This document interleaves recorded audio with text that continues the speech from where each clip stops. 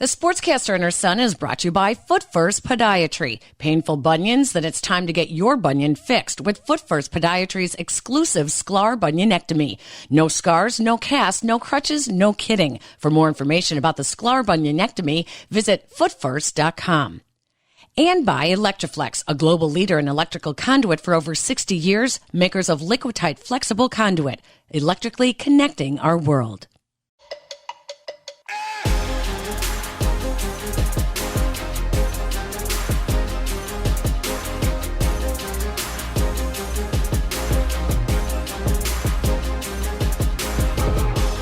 Hello, everybody, and welcome to the Sportscaster and her son, where sports bridges the gap between the generations. I'm your host, Peggy Kaczynski, 12-time Emmy Award-winning sportscaster from NBC Chicago. I'm a baby boomer, and I'm Jason's mom. And I am Jason Conander, contributing writer for Southside Sox. I am headed back to school in about a month, so I will be able to add some more things to my list of what I'm currently doing other than work. Of course, throughout the summer, I'm Generation Z, and I'm Peggy's son. All right, so I guess I should be calling you my co-host. I always say that I'm the host, so I guess I should call you the co-host because you did a really good job in the last episode of flying solo, my son. Thank you, Mom. You did appreciate it. Yeah, you did a good job. And hey, thank you guys, everyone that's downloaded the Sportscaster and her son podcast. You are one of over 20,500 listens we have now hit on Apple, Podbean, SoundCloud, YouTube. I don't know, wherever you get your podcast, wherever you get your audio, that's where you can find us. So please continue to subscribe. Hit that button. It helps us, and download the episodes. Hey, we have swag coming. You know that, right? Swag is coming soon. Mom, that's a term from like 2013. So what do I call it? Merch? Merchandise, gear. See, again, this is why we are two different generations. Anything but swag. But okay, anyway. I'm sorry. We always called it a swag bag. Well, we did like at the ESPYs and stuff. When I was in like second grade at my birthday party. Okay, merch. What are we doing? What are we going to get? What kind of merch are we getting? Well, as of right now, we're going to lead it off with some T-shirts that I am very excited about. I know you are very excited about. And I have some big plans for the merch in the future. But we are working with TeePublic to open an online store. We're going to get some merch for y'all. Hopefully, y'all will buy it up. By the first wave of merch, there will be more merch, more than just T-shirts. I have some great ideas. Beer koozies, visors, bumper stickers, laptop stickers, anything you could possibly imagine. But go out, show some love once these are dropped, and looking forward to see how the merch does and get some of my own. Oh, dropped. That's also a new term, right? Yeah, instead of what you would probably say, released. Yeah. Well, why is that a bad thing? I mean, it's not a bad thing. It's just talking in like past tense in the sense that you're talking in how people talked like 10 years ago. And we should give cred to your twin brother. Still. Wait, was that the right use of the term? No. Let me say this for you. Let's give props to my twin brother Shay for designing the shirts. They look great. Obviously, only 3 eyes have seen them so far. Mine, my mom's, and my brother's. But y'all will see them soon, and I'm excited about it. I really am. All right. So we always say that we don't typically get along, but that we do use our love of sports to really kind of bridge the gap between us and the generations. And in today's episode, you're going to find out, if you haven't already, just from the terms I use, the terms Jason used, that we are 2 generations or maybe 3 generations apart. I was an older mom, so I should tell people I am an older mom. I had you at the age of 38. I had the twins at 38 years old, and I had your sister at 44. So I remember. There's definitely a generation gap between us. And that's what you typically hear on our podcast is we don't always get along, but we do both love sports. And so we do talk a lot of sports. But in today's episode, boy, this is one of the definitions of a generation gap between us, because it's confessions of a former basketball fan. Wow. I played basketball. Mm-hmm. I was a second team All-State in Illinois when I was in high school 40 years ago. That sounds like, who gives a crap? It sounds like there wasn't a 3-point line back then. Actually, the 3-point line came in right when I left high school. See, I just said that as a joke. That it's but true. I didn't know that was actually true. I feel kind of bad about it. It is actually true. They also brought the smaller ball for women's basketball after I left high school. So I played with the same basketball that the guys played with. So you didn't even know that, did you? Okay. No, that I did not know. Yeah. So, okay. I guess that kind of cancels out the no 3-point line. Not that I could really see you banking in some deep threes, but... Oh, I was a cherry picking guard. That's why I could still whistle with my fingers. Yeah, you seem kind of like the Patrick Beverly type to me, just like throwing elbows and not hitting a whole lot of jump shots, but doing like the little like stupid stuff that the opposing team hates. Like the type of person that you hate to be against but love to be with. No, that's not true. I was not like that at all. We'll talk about my basketball game another time because we need to bring someone in that is going to help us bridge this gap when it comes to NBA basketball and why I have lost interest in it. And our team here in Chicago, I hate to say it, but since I retired as a sportscaster, I stopped watching. And there's also not been a lot of reasons to the last 5 years. But when you said we need to talk NBA basketball, I rolled my eyes at you.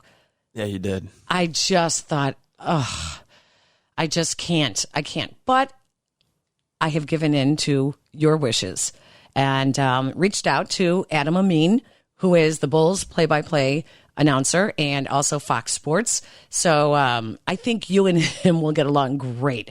What do you say we call him? Let's do it. All right. Okay, Jason, let's bring in Adam Amin from Fox Sports and the Chicago Bulls. He's also kind of a neighbor of ours, but he's a little closer to your generation than he is to my generation, and he's the perfect person to talk basketball with. And Adam, thank you for joining us, but this is confessions of a former basketball fan. Like how I've lost interest. You got to convince me. You got to help us out. And oh, by the way, thank you for joining us. No problem at all, my friend. So I'd be curious, what are one or two things in the last handful of years since maybe you haven't covered it as much? Right. What's the thing that kind of like draws you away? Is it just not the name recognition? Is it the level of play? Like what kind of turns you off about it? I'd be curious. Okay. You know when it started? It started with the Golden State Warriors and the 3-point, when that was offense, when the game changed. And I was actually coaching Jason and his brother in, what was that basketball league, Jason, that Couldn't tell you. What, 7th grade? That was 7th grade. I don't even remember. I had breakfast yesterday. I was coaching the boys basketball here in the western suburbs of Illinois, and all anyone wanted to do was shoot the ball as soon as they crossed half court. And it was driving me crazy. Here I'm trying to get them to do ball handling drills and underneath the basket, trying to teach them how to drop step and turn and, put it in off the backboard. And every kid did was stop and pop as soon as they crossed half court. And it drove me crazy. And I knew it was because of the Golden State Warriors. And that was number one. That's when it turned me off. And the other thing is, you bring up name recognition. That's a really, really good point. And I'm kind of afraid to admit that because it sounds like I'm too old for the game, and that I've just kind of missed out on who these guys are. But that is a big part of it too, I think. That's fair. And again, too, like I'm separating the Peggy I know as, longtime sportscaster and like somebody who's been in it for as long as you have and as long as your career is gone. I'm separating that. And I'm thinking about you, let's call it a casual fan, because you don't have to be in it anymore, right? Right. So now you get to be, if you choose to be, you get to be a casual fan of the sport. And you've apparently chosen not to, and that's totally fine. You're not the first and you won't be the last. But so here's what I would contend. So the 3-point barrage over the last, really, you nailed it, over the last 6 years since Golden State's run. I think one thing that is done is kind of created this blueprint in the NBA. So now teams go, well, we have to have that. We have to have the 3-point shot be the biggest weapon in our arsenal. And I think watching the finals now, Phoenix and Milwaukee, two teams that obviously take a lot of 3-pointers, you can understand other teams that go, well, we have to have that.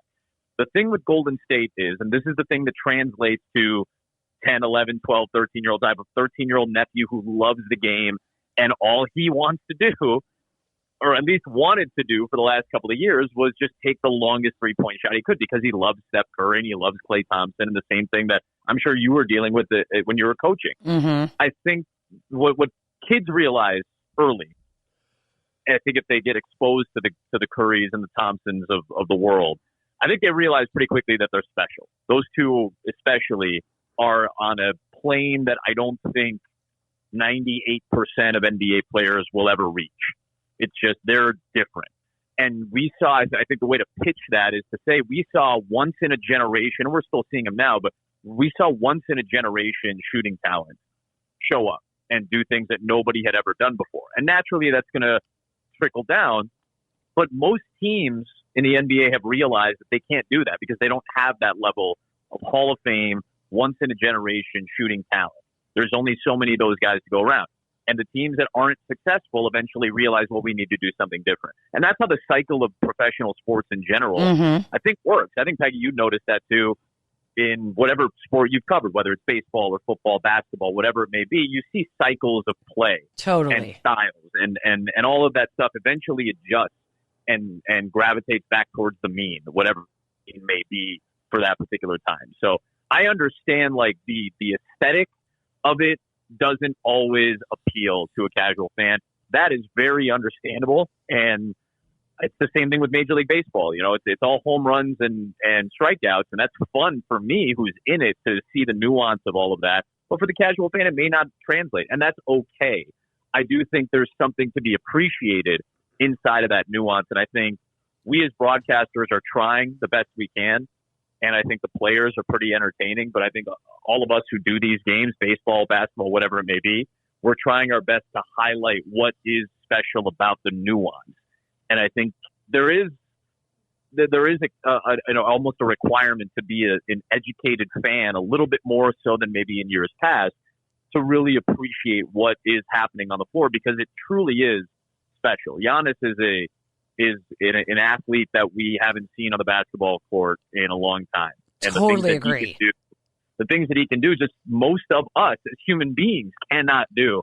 And I think that's where we need to find the beauty of the game, beauty of the athletes, and what's special about this sport in particular right now. Now, I will say this. We had a very funny conversation, Jason and I did a couple of weeks ago about pick and pop and pick and roll, because I grew up with the pick and roll. And that's what, we always taught the pick and roll. And the pick and pop came out. And I said, now they're talking about the pick and roll again. And I looked at Jason and I go, this is what's driving me crazy. Like, why do they have to change the terms for everything when this has been around forever? But it's their way of bringing an old system back, which I'm glad it's back, and I'm glad that they're doing more of a mixture of both. But that's an example of the conversation that Jason and I had, and I never in my life, Adam, felt so old than when we were having this conversation. I was like, "What the?" Now we're back to the pick and roll. Okay, I thought it was the pick and pop. And anyways, but Jason, I know you're rolling your eyes because I'm talking about this, but I want you and Adam to talk NBA here because you guys are in the know, and I know that there's a lot more people interested than not me. I've been pretty outspoken throughout the playoffs and really the finals and the conference finals about how there seems to be this vibe on Twitter and amongst basketball fans where just because the Lakers aren't in the finals this year, it's apparently not interesting anymore. What do you think is the reasoning behind, I guess, the lack of interest in the finals? Because I'm a big basketball fan, so are most of my friends, and we all love the fact that two teams are in the finals that you probably would never see in the finals any other year. So what do you have to say about that? Yeah, I think it's tough because it's brand recognition more than anything else. I don't think any NBA fan, for the most part, is sad about watching Devin Booker play basketball. You know, Devin is an incredibly fun player to watch. Giannis, we just talked about how special of a player he is. And then, Peggy, to your point, Chris Paul has brought this back. Chris Paul is one of those guys who he's a fulcrum and maybe a little bit of an outlier in what we look at now because he's brought the pick and roll game back. He's run the pick and roll better than any player in the league this year, it feels like, other than maybe like, Donovan Mitchell or Mike Conley with Rudy Gobert. Like, Chris Paul has run the best pick and roll in basketball this year. And that's how they beat Denver in the second round. That's how they got to this point. They took advantage of the mid-range game, which everybody leaves open now. And that's how Chris Paul has dominated through most of the playoffs when he's been in the lineup. And I think if you ask most basketball fans, they all respond to that. They would all respond to saying, yeah, Chris Paul is 36 years old and he's been in the league a long time and he's the point guard and all this, and he hasn't won a title, and now he's got a chance. That's a great story. That's an incredible narrative to be able to build up. Same thing with Giannis, who's one of the more likable players in the NBA and obviously one of the more talented ones, a two-time NBA MVP. He could bring Milwaukee a championship for the first time in a half century. That's a big deal. And if fans can't grasp those things, I don't know what else they're looking for other than, well, it's not the guy in the Space Jam movie that's coming out. Like, it's not, that's the only thing I can think of. Like, would anybody be upset to watch Damian Lillard? Like, we love watching Damian Lillard. If he was playing in the finals right now, would we lament, oh, Damian Lillard, we have to watch him? Or would we go, oh, the Portland Trailblazers, I can't believe it. Why does that matter? Like, you're watching one of the special talents of American sports do something special right now. So I think, that's it's frustrating for me. Like I said, I'm in it. I've been in it. I've covered the playoffs when I was at ESPN for 5 seasons. I don't cover the playoffs now, but like covering the Bulls, we're in the league every day. Like I'm in this sport, and it's frustrating for me too, Jason. I imagine maybe for you as well to kind of see that vibe and read that vibe. But I don't think if you actually ask somebody who said that to sit down and consider the reasoning why, I don't know if they'd be able to give you a great answer right off the top of their head. I think it takes a little bit of glossing over some of these things, which I understand, like ratings are going to be a conversation all the time, but ratings for television in general are down. Yep. Like they have been for the last 10 years. And guess what won the night? It's the NBA Finals. It's still the most watched thing on network TV when it's been on. So I don't know how much more you can keep pushing these things with, to fans without just realizing that maybe fans don't want to invest in that. And that's okay. That's never been an issue for me if you don't want to invest your time into anything. Like there's a lot of choices out there, but I think some of the reasoning behind it might be a little bit more cosmetic than it is actual gripes that people have.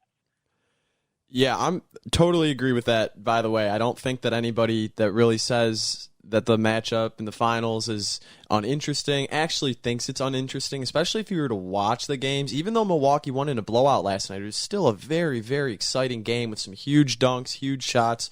It's the finals. You got to love the finals. So staying in kind of the same lane. It's a high level of basketball, too. Like, and that's the thing. Like, that's what we're trying really hard to do as commentators. Like, we're trying to sell the game. And I also have my gripes with the game. Yeah, I wish it wasn't as 3-point heavy as it is, but the same thing ends up happening. Like, I just need to find the nuance in what makes the game great. Like, I'm watching, we're calling Cubs Cardinals the other night, and it's a 6-0 game, and, there were 3 home runs hit in 1 inning for a 5-run inning, and that was pretty much the game.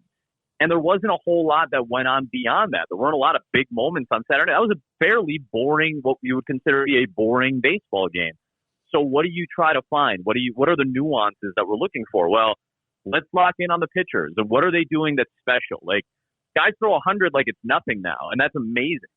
The movement on breaking balls is nothing like what we saw. It's beyond anything we saw in the 1990s for the most part. We had one Randy Johnson in the 1990s, Peggy, and like now we have like 15 of them. Right. So I think that's where we, as broadcasters, are trying really hard to kind of sell the nuance a little bit more, which I like. I've always felt that nuance is one of my favorite words in the English language, and I love nuance as a broadcaster. I don't want to just bludgeon you over the head with the same stuff. I want to make you a more intelligent fan. So that's what we're trying to do. We're trying to find the beauty in the second and third layers of the game rather than just what's on the surface. It's really interesting, Adam, that you bring that up, because the more games I watch, whether it's basketball or baseball, I'm seeing a lot of old footage of older players and the comparisons of today's players with the older players, as if they are trying to convince some older fans, like, hey, look, these guys are as good as the guys you grew up watching. These guys are like that. You know, I've never seen it such a generational split as I have in recently, and it's almost in all sports. You know, maybe I never paid attention to it until, you know, I turned over 50, and then I started realizing that, you know, I sound like my mom, I sound like my dad, and things like that. But I am seeing more of it in the broadcasts, where they bring back, you know, some of the old footage of players and showing the comparisons between them. So, you know, you're convincing me. You've gotten the needle's pushing over a little bit, Adam. It's starting to push more to the middle for me. Well, I look at baseball, and obviously in particular, and you know this, Peggy, obviously I'm not saying anything you don't know, but like there's such a historic connectivity to the game. You know, we look at eras of the game, and we're able to, for the most part, the game's been played the same way. Obviously, there are a lot of rule changes in the last few years, and obviously the style of play has changed in the last 20 seasons, but for the most part, the game's been played at a similar fashion. So we're able to take stats from the 1920s, players from the 1930s and 40s and 50s and 60s, and be able to say, well, this is how the modern game compares. Now, the parallel isn't as even as it used to be, where it was like, hey, you might see somebody hit 45 home runs in 1974, and guys can hit 45 home runs now, and it's about the same. Like, I know we have massive home run totals, especially these last handful of years, but for the most part, other than this barrage of and this influx of incredible power hitting talent, for the most part, guys were hitting 45 or 50 home runs to lead the major leagues or to lead the NL or AL. And that was kind of what it was like in the 1970s and 80s too. Overall, we have more of those types of players. So you can still make the connections and still look at the parallels, but you have to, again, look at some of the nuance of what makes now different from then. But it's an easy way to make fans feel connected and to say, you know, the Russell Westbrook that we see now is like the Magic Johnson of the 1980s. You know, you can make those comparisons based on style of play and based on numbers too. Numbers in the NBA haven't changed all that much. I know the three-point line shifted a little bit. The lane has moved a little bit. The timing of games has changed. But for the most part, it's been played at a similar fashion, and you're able to use that connectivity from years past to connect to what we're doing now. Back to our conversation with Adam Amin in just a minute.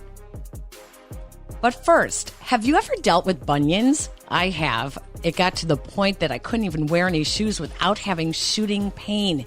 Even at night, I couldn't even pull the covers over my foot. It hurt so bad.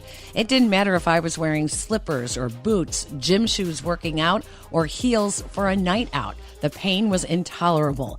I finally decided to do something about it. That's when I heard about Foot First Podiatry and their exclusive procedure, the Sklar bunionectomy. It has you on your feet the day after surgery. Are you kidding? Well, I had to see it to believe it. And you know what? They were right. Surgery was easy. I am so glad I did it.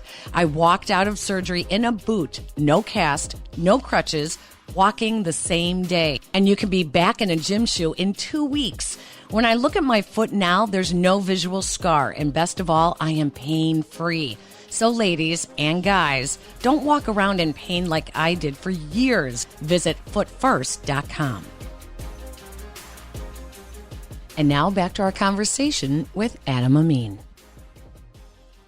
I want to shift the conversation to the Bulls here for a minute. And one thing that The who? The Bulls, yeah, the Bulls, that I have been kind of training my mind on, especially in watching the Phoenix Suns, is the fact that the Suns are built in a way where obviously they have Chris Paul, who's a veteran, future first ballot Hall of Famer, all that. And then they have Devin Booker, who was at least seen as a one-dimensional player before the playoffs, but has evidently done a lot more than just shoot the basketball for the Suns.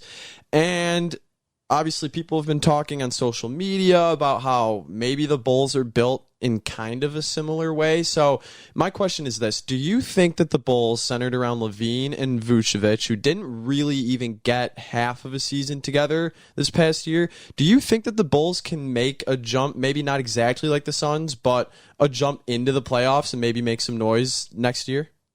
I think so, and this is what I think a lot of teams will look at. They'll look at, and this is one of the benefits I should also add, Jace, is the benefits of having smaller market, quote unquote, teams in the finals is this, because now a lot more teams feel invested, and I think that's something that probably gets a little bit overlooked because it's not LeBron, it's not the Lakers, it's not the Knicks, it's not the Clippers, it's not the Bulls, it's not a major market team that's playing in the finals now, so naturally there's going to be, by sheer volume, less people watching. Just by volume, less people are going to be watching. It's not the rating that the ratings are reflective of how the country feels about basketball. It's which cities are in it, and that does matter for some people. It doesn't matter to me, but it does matter to some people, most of whom have large amounts of money that they want to distribute for commercialization and things like that. So I get that that's one separate thing. But one thing we overlook is when small market teams are here, that gives a blueprint for the rest of the league. Now Sacramento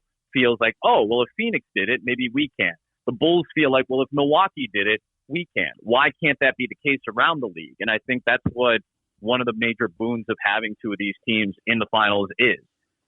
We saw that in Major League Baseball. When the Tampa Bay Rays make a deep run, now more teams, the Oakland A's of the world, the Milwaukee Brewers of the world, they feel like, all right, we also can do this without having to spend $300 million on our roster.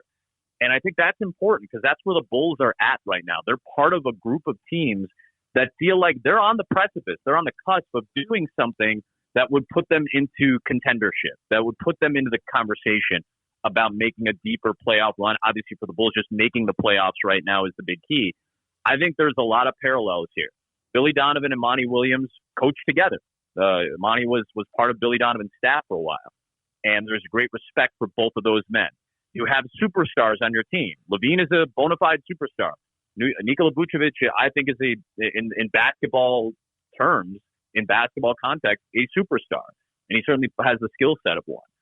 So you have two players that you can build around. And if you feel like now you have an opportunity to maybe bring in one more piece in the next 2 years that can really bolster your roster. Obviously, the point guard conversation has been had for the last calendar year. If those pieces kind of get taken care of, now all of a sudden you look at the roster, it's a lot deeper. There's a little bit more distribution amongst offense. You hopefully get a player that's going to help you out on the defensive end. And now you go, yeah, this is the combination, because that's what all of these teams have. You need two superstars, maybe three, to make deep runs. But look at Milwaukee. They have two stars. They have Giannis and Chris Middleton.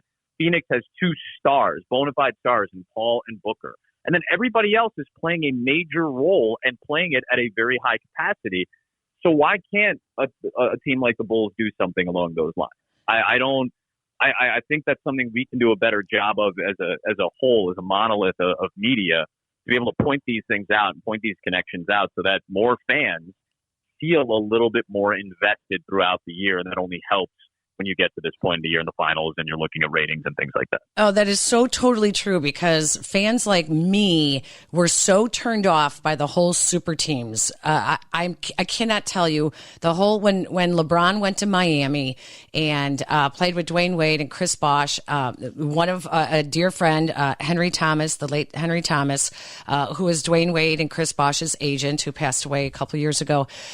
He and I were friends, and that period of time when those three, the big three, were playing, and it really left sour grapes in a lot of Bulls fans' mouths, because we felt used. And I think there was never really, it wasn't going to happen. There was maybe a hint, but it was really kind of a play. The players were going to dictate where they were going to play. And that really, it just soured me so much, Adam, on the NBA at that point. So what you're saying sounds to me like the super teams are going away. Is it true? Does that mean that there's a chance again? And, why should I be excited for the future of basketball in Chicago with the Bulls? Yeah, I think I don't know if super teams are necessarily going away, but I think we're changing the definition of what it means to be a super team. I think maybe Brooklyn this year was a team you looked at and said, well, that's kind of what that Golden State mentality is. Now you have, 3 Hall of Famers. Harden's a Hall of Famer. Durant's going to be there. Kyrie will likely be there. Those are 3 future Hall of Fame players, and then they built significantly around it with a lot of pieces and spent a lot of money. So that looks like what you would consider to be a super team. But there's also proof that it doesn't always work. They were hurt a lot of the year, so I'm sure that's somewhat of an anomaly.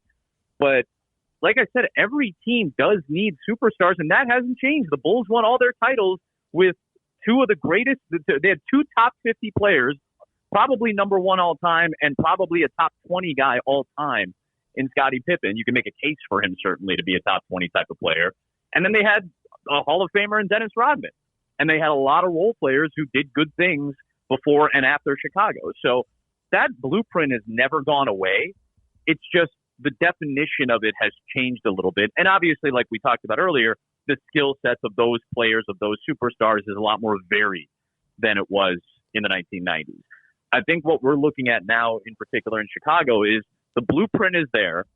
And I would like to believe, and I don't know enough about this to say for sure, but I would like to believe that there are resources available here because it is a brand name team that has a lot of value. I'd like to believe that there is some value for free agents, for major players to come to Chicago. And I think the salary cap has done a lot of things to empower players, and probably more in the NBA than any other league. I get that, but they're also the product. And at the end of the day, would I rather see money go into the hands of owners or into the hands of the players? I'd probably lean towards the players, understanding there's a lot of nuanced conversation that should take place between, in that whole field. So I think the definition of super team has changed a little bit, but the blueprint has always been there. And I think the Bulls are in a position in fairly short time, within the next couple of years, to be able to continue to follow that blueprint that has led to a lot of success for a lot of teams, not just in the last 20 years, but probably going back 30 or 40 years. Not specifically to the Bulls, but you spoke earlier about how there's kind of this cycle in pro sports, and I think that we're reaching the end of another cycle in pro sports, which is where there tends to be like a group of superstars who run the league, especially the NBA, considering how star-oriented of a league it is. Now we're seeing guys like LeBron, Chris Paul, even Steph Curry are getting older, still playing at a high level, but getting older, and the clock is almost starting to run on when these guys are going to retire. So my question is, what do you think the guys like Giannis and Luka Doncic and Trae Young have that will allow them to carry on the popularity of the NBA, seeing as that in the next 3 to 5 years, the league is going to be in their hands? Well, I think you're in good hands, first off, because look at the 3 guys that you just named, Giannis, Trae, and Luka. Look at their skill sets. And there's a lot of crossover, obviously, between those 3. But they are very distinct, unique talents. Giannis is an athletic specimen that there's not a lot of people that match up with him in general in this league. So you're already looking at, one of the more scary presences to have to defend the league. Look at Trae Young, whose skill, like ball handling ability and shooting ability and passing ability, all have opened a lot more eyes this year than they had in his first 2 years, rightfully so. They're in the playoffs. So you got to see him on a national stage manipulate defenses, not only with his vision, but with his range, with his ability to step out, create lanes. That's the same thing Luka Doncic does. He reads defenses 2 or 3 steps ahead and gets to places on the floor before a team is ready to make that 3rd or 4th rotation, and he beats them to it. That's what makes him as effective as he has been, especially this last 2-year run. So those 3 players in particular represent a wide range of skill set, of appeal. You have a European player in there. You have 2 European players in there, Giannis being from Greece, Luka from Slovenia. You have an American-born player in a large metropolitan city in Atlanta. Like, there's a lot to like about the 3 guys that you just named. And then you can really take that list deeper. Booker and Donovan Mitchell. And I'd throw Zach LaVine into that mix. The guy who's not even 30 yet. He's going to turn 27 this year. So he's got a long way to go. Lillard is still ready. Lillard might be the next like superstar of superstars to take that mantle when LeBron and those guys start to retire. So I think there's a lot of like the cycling of this sport, that how the cycle of it works and how the skill sets change and how the game changes. I think that's going to change, because when Curry leaves, there's still going to be another 10 years of guys shooting from 35 feet, but the 10 years after that, they're going to look at guys like Giannis and Luka and think, all right, well, we don't need to be able to step out 35 feet to be good at basketball or to be impactful players. And that's how the cycles of sports in general change. So you've got the right idea, Jason. I think it's when these guys retire, the current iteration of superstars are going to be the guys that people follow for the next 10 years. And then after that, the game's going to change again. And people will look at what Chris Paul is doing now and remember, hey, pick and roll is still the most effective weapon in the NBA, in basketball in general. It's still the best tool you have in terms of getting shots or getting passes or getting lanes. So I think a lot of that, there's a lot to like about where the trajectory of the league is going based on the guys that are going to be the faces of the league going forward. Okay, so I am going to. I told you you're moving the needle on me. This is good. This is good. I'll take it. You brought up pick and roll again, so you're speaking my language. Unfortunately, when Jason uses some terms, I have no idea what he's talking about. But I laugh about this. But Adam, as we let you go, give some advice to my generation of sports fans. Like I'll be honest with you. Like I left before sabermetrics took off, because I was like, this is just too much for me to wrap my brain around. I'm not that intelligent to be able to understand it. The stats and the launch angles. I understand launch angles, obviously, and I do find that interesting. But what I feel like we are missing when everything is so number oriented is what drew me to sports were the stories and the human interest and the element. And I know people go, oh, that's so chick of you to say that because you don't understand stats. No, I understand stats. I've done enough with stats, but sometimes we lose the human element. And all I want to ask you is advice to my generation. Why should we keep watching? Tell me you're going to bring the human element and mix it with the numbers. I think that's what we, especially when I was at ESPN, that's something that they really preached, was the storytelling. And I think working at Fox now, because it's a little bit more of a national scope, we do probably lock in a little bit more numerically earlier in games. But I've done baseball on radio or TV since I was 22 years old. Actually 21. I was 21 when I first started doing baseball. So 13 years I've been calling that sport. And I've seen the evolution of what numbers mean to the game. I've also seen what numbers don't matter, essentially, to what we do on a night-to-night basis, on a nightly broadcast. And at the end of the day, you still have to understand that tendency and probability does not mean a guarantee. None of those things mean a guarantee. And that's why I think when we talk about nuance, that's where we need to find the nuance and appreciate that. Not just assume that because a guy has done this 6 out of 8 times that he's going to do it again. Probability is not a guarantee. That's first and foremost as a broadcaster, you have to have an understanding of numbers. And as a writer too, Peggy, this too. You have to have an understanding of the context of that. That's my other favorite word. I love nuance and I love context. And I appreciate those two things. And I pray at the logic, pray at the altar of logic and reason and context and nuance. And I think it's our job to do better. Like John Shambi is one of my mentors in baseball broadcasting, obviously the voice of the Cubs now. And he taught me when I first started doing major league games that what happens in front of you is still the most important thing. And your ability to document the game matters first. And you have to trust your observations. You have to trust the context in which you bring numbers in. It's also not just being able to say, hey, there's this number and this number, and it's strawberry and vanilla, and I like strawberry and you like vanilla, and that's great. Not really. You have to show people that this is strawberry and this is vanilla, and here's why strawberry is so much better than vanilla. Like you have to be able to contextualize these things. Mm-hmm. So that's the numeric aspect of it. And the story aspect of it, I still believe, and working at Fox now and seeing what Ken Rosenthal and Tom Verducci and Tom Rinaldi and Aaron Andrews and the people who've worked on big baseball broadcasts, especially when you get into the postseason when this stuff matters a little bit more, they do an exceptional job of still bringing the story into the game. And that's where baseball still thrives. Shohei Ohtani has all the greatest numbers in the world right now. And you can talk about it and you can compare it to Babe Ruth, and all the comparisons will hold up. But I still want to know what makes this guy so good. And when you see video of him hitting a ball through the roof of the Tokyo Dome because he is so strong, that to me opens my eyes and opens my ears a little bit. Now I want to know more. Well, one thing we struggle with in Major League Baseball is marketing. Jacob deGrom is the best pitcher on the planet right now. How much do Mets fans really know about Jacob deGrom? They don't know that much. He's a little bit more of a shielded and guarded person, and that's fine. He's not required to be interesting. That's not his requirement.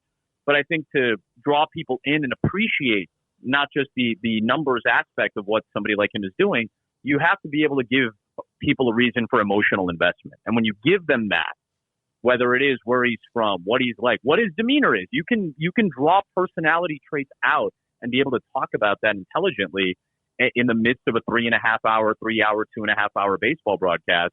You can talk about those things and still make people feel connected and emotionally invested. And if you can do that, no matter what the sport, you will always have people intrigued by it, because at the end of the day, these people do things that we, for the most part, cannot do as human beings physically. So that impresses us. And now if you can give us an emotional branch as well, now I feel fully invested in people. And that, I think that's the formula that I've tried to go by since I was 21.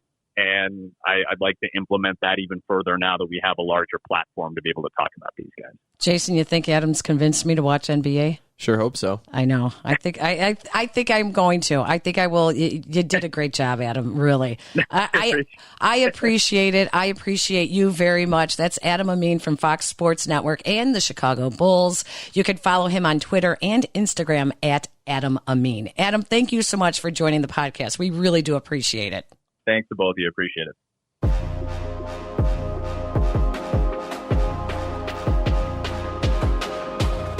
Man, we could have gone on and on. We could have talked to Adam Amin forever about sports. I really like him. I do too, and I think it's really cool that somebody that young can play such a prominent role in just sports broadcasting, between the nationally televised games on Fox and obviously being the play-by-play guy for the Bulls. Two absolute dream roles for anyone from anywhere in sports broadcasting. So to see somebody that young excel like that so early in a career that people always say you have to wait your turn is really hopeful for me. I know. I heard the last podcast and your final thoughts about waiting your turn and how you want your generation to be able to write their own endings or career paths, which, listen, I give you all the props in the world. You have any predictions? Yeah, I have 3 predictions. All right. All right. So my first prediction is that the looming NBA offseason is going to be crazy again. It actually seems like every time the offseason rolls around, we're like, it might not be that good. Like, the free agents don't look that great. And then next thing you know, everyone and their moms are getting traded. So I think that this summer we're going to see another huge shift in the NBA. Don't know if the Bulls are going to do anything big. It doesn't really seem like they're going to, but I'd expect guys like Ben Simmons to be moved from Philadelphia. Kyrie Irving, I don't know how he feels about being in Brooklyn, but I think we'll get some clarity on his whole situation. And I think the Golden State Warriors will try to move some guys around and make the most of the last few years of Steph Curry's prime. So I think my prediction number 1 is that we're going to see a crazy NBA offseason with big-time trades, all-stars moving, divisions looking a lot more different. So that's my first prediction. Okay. And mom's getting traded. That's interesting. Go on. Yeah. Okay. I hope I'm not on the trading block. Funny. My second prediction is that with this new NIL, name, image, and likeness bill that the NCAA just signed, I think that very soon we are going to see the whole idea behind blue bloods completely go away. in college basketball, because what we're seeing now is no matter where you are, you can profit on your name, image, and likeness. And now it's not really going to matter as much about the success that these teams have had. I think we might actually start to see more of a super team type of vibe in college basketball, where teams with the most recent success, with the biggest buzzing fan bases, with the most exciting college campuses, biggest cities, are going to be the ones that excel the most, because now the biggest selling point for a recruit is going to be how enticing the NIL deals are going to be, whether it be with local businesses or with corporations in the cities of their schools. So I think that in the next 5-10 years, the Blue Bloods like Duke and North Carolina, and obviously Coach K and Coach Roy Williams retiring, will probably play a little bit of a role into this. But I think that the entire idea behind Blue Bloods is going to go away, and I love it. I love that prediction. That's very interesting. Thank you. That was another tongue-in-cheek thank you from Jason. Third prediction, and this is a pretty bold prediction. I'm going to say that Aaron Rodgers is going to be the starting quarterback for the Green Bay Packers to start the season. Aaron Rodgers did that golf challenge type of thing with Bryson DeChambeau and Phil Mickelson and Tom Brady, and all that anybody could possibly talk about the entire time was, where are you going to play next year? Are you going to be starting this game? And everyone talked about it but him. Everyone talked about it but him. But the way that Aaron Rodgers kind of sounded in those answers, and the lack of like any news at all. I guess if you're a Packers fan, no news is good news, because it means he's not going to get traded or not going to sit out the year.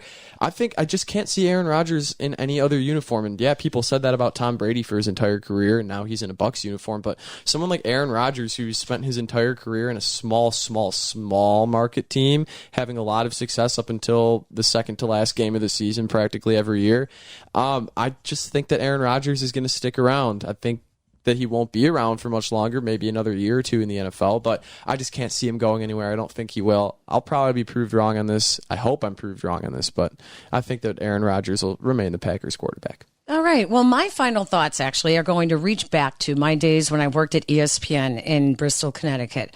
And Chris Berman was the big star at ESPN, and Chris Berman still used an old typewriter, where he typed with, Hunt and Peck with one finger on each hand. And we were using teleprompters and a computer. And Chris was very reluctant to learn the computer, and he liked doing things the old-fashioned way, writing his script on an old typewriter where you had to put the paper in. You don't even know what I'm talking about, Jason, but you had to actually put paper in the typewriter, roll it up by the sides, and then start typing your script, right? So that's how Boomer would do his scripts, and it drove everyone crazy because we were transitioning into the computer age, right? We were doing scripts on the computer so that it could go right into the teleprompter, but we always had to rip them, for Boomer. I then decided at that time that I would never be like that, and I would really wrap my arms around technology and anything new and learn it so that I wasn't that old-fashioned person, right? I jumped on Twitter right when it started, even though I didn't understand it at the time. So I have to really look in the mirror and realize that I have become that person, being reluctant to learn the nuances of the new game of basketball, of the new players in Major League Baseball. I need to really look in the mirror and realize if I don't jump on the boat and start to look at it like Adam Amin said, it is going to pass me by, and I am going to sound like an old fogey and like an old grandparent, which I really don't want to. I really don't want to sound like that, but I think we do that in a lot of things. Before we know it, we do sound like our parents. So my final thoughts are, open your mind, look in the mirror, and don't be afraid to listen to what your kids say, even though you disagree with how they're doing something. And maybe it's okay to let them do it their way. That doesn't mean everything, Jason. Got it? Got it. All right. Hey, our thanks to Adam Amin from Fox Sports Network. You can follow him on Instagram and Twitter at Adam Amin. Our thanks always goes to Adam Yaffe. He is the one who really guides the show and makes us sound really good. To Eldo Gandhi and the Bears Barroom Network on Podbean as well. And don't forget, you can follow our podcast where, Jason? You can find our podcast website at thesportscasterundersun.com and on YouTube, Facebook, Twitter, Pinterest too. Download, subscribe, and rate our podcast on Apple Podbean, Google Podcasts, and wherever you may listen. Thank you to the 20,500. 20,500. See, I tried to be slick there, and I couldn't. We'll get there. 20,500 listens. Goodbye. Hey, thanks for talking NBA basketball. Not really. Anytime. Bye, everybody.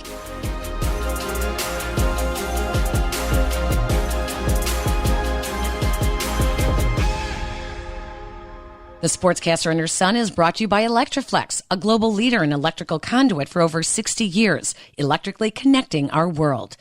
And by Foot First Podiatry. It's time to get your bunion fixed with Foot First Podiatry's exclusive Sklar bunionectomy. No visual scars, no casts, no crutches, no kidding. Hey, everybody. Thanks for watching the Sportscaster and Her Son podcast. Do me a favor now. Click the subscribe button. Thanks.